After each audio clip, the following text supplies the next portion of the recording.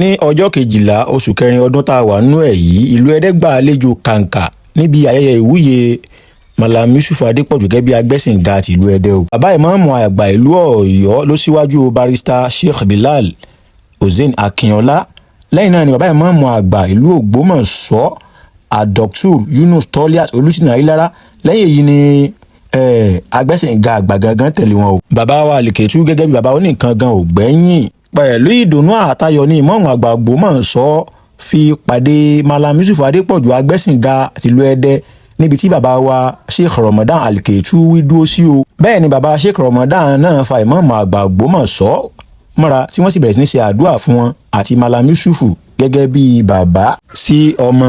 lẹ́yìn èyí ni gbogbo wọn bá mórílé inú gbọ̀ngàn ibi ayẹyẹ níbi tí àwọn ogunlọ́gọ̀ èèyàn tó yàtọ̀ sí èrò tí ń dúró dè wọ́n pé oní nǹkan là ń retí o. ká má pa irọ́ níbi ayẹyẹ ọyẹ Mallam Yusuf Ọlátúndé ọmọ Adépọ̀jù ọmọ wọn nílòbù ọyẹ wọn pọ̀ níbi ayẹyẹ ẹ̀yìn wa bàbá Àlìkẹ́tù wí lọ́wọ́lé yìí. bákan náà ni bàbá ìmáàmù àgbà Dr. Yunus Toliat Olúṣínà Ayílára náà tẹ̀lé wọn o tí wọ́n sì bẹ̀rẹ̀ sí ní kí àwọn èèyàn lọ́tùn lósì bẹ́ẹ̀ làwọn èèyàn náà ń dá kíkí padà sí ọ̀dọ̀ wọn o gẹ́gẹ́ bí ẹni abiyì. lẹ́yìn èyí ni bàbá wa aṣíwájú àdínì gbogbo ìpínlẹ̀ Ọ̀yọ́ onímàálù lánàá wọlé o. lára àwọn èèyàn kàǹkà tó wá síbi ayẹyẹ mọ́lẹ̀ gbàgbé yìí ni àáfàá àgbà Almudiru Ajigini. ẹ rí i pé bàbá onímàálù ni wọ́n ń kí bàbá Mudiru Ajigini. lẹ́yìn èyí ni tí olórí ilé ìgbìmọ̀ asòfin nípínlẹ̀ Ọ̀ṣun gbà kan rí náà wọlé o. ọ̀nàrẹ́bù Adéjàre Bello tí wọ́n jẹ́ ọmọ bíi ìlú Ẹdẹ pẹ̀lú àwọn tọ́kọ̀wọ́rin pẹ̀lú wọn bíi ọ̀nàrẹ́bù Wọlé Ọ̀kẹ́ ọ̀nàrẹ́bù Àtàndá Rabiu Adésínà Àrà tí wọ́n ń sojú ìjọba ìbílẹ̀ Òwò ní ilé ìgbìmọ̀ asòfin ní ìpínlẹ̀ Ọ̀ṣun nílùú Òṣogbo.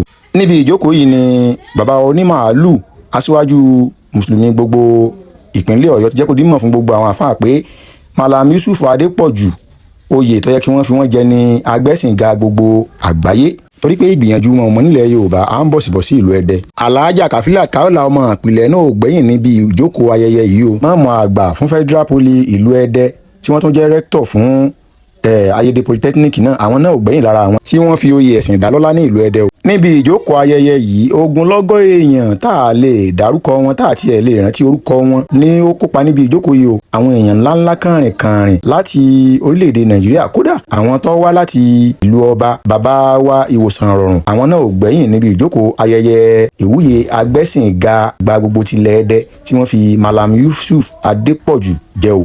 lábala ọ̀dọ̀ àwọn obìnrin tí wọ́n jẹ́ ìyá níjọ ní díínì abala abẹ̀ náà bàjẹ́ o.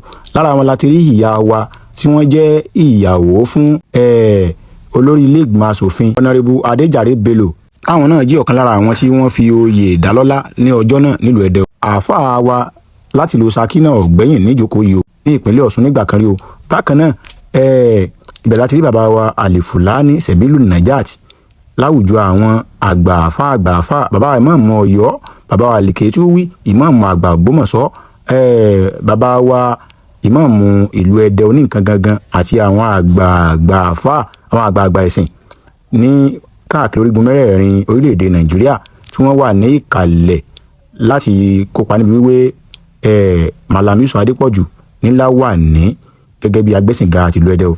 Alagusi trafuwantọ náà wọn ò gbẹ̀yìn níbi ìjókòó yìí o. báyìí ni wọ́n ṣe wé Fọdílátù Sheikh Mallam Yusuf Ọlátúndé ọmọ Adépọ̀jù ọmọ wọn nílùú Lóbù bí wọ́n ṣe mú wọn níláwà ní agbẹ́sìnga ìlú Ẹdẹ o. bó tilẹ̀ jẹ́ pé bàbá wa onímàálù aṣíwájú àdínì ìpínlẹ̀ Ọ̀yọ́ sọ pé agbẹ́sìnga àgbáyé ló yẹ kí wọ́n wé wọn ṣùgbọ́n àtàgbáyé àti tìlú Ẹdẹ àti tìlẹ̀ Yorùbá ọ̀rọ̀ náà di amóye yìí jẹ ìwò ń pápá ìwò nà ni bàbá Mallam bá sọ fún gbogbo àwọn bàbá ní máa ń kí gbogbo àwọn èèyàn ní kí àwọn èèyàn pé tọ́ ẹ jẹ́ ká lọ nínú gbọ̀ngàn ńlá ká lọ ṣe wẹ̀jẹwẹ̀mu o. abẹ ọba Elédùà kó jẹ́ kí bàbá wa Mallam Yusuf wọ́n rẹ́mi lo oyè náà nínú àlàáfíà ara àti àrísìkí ìrọ̀rùn.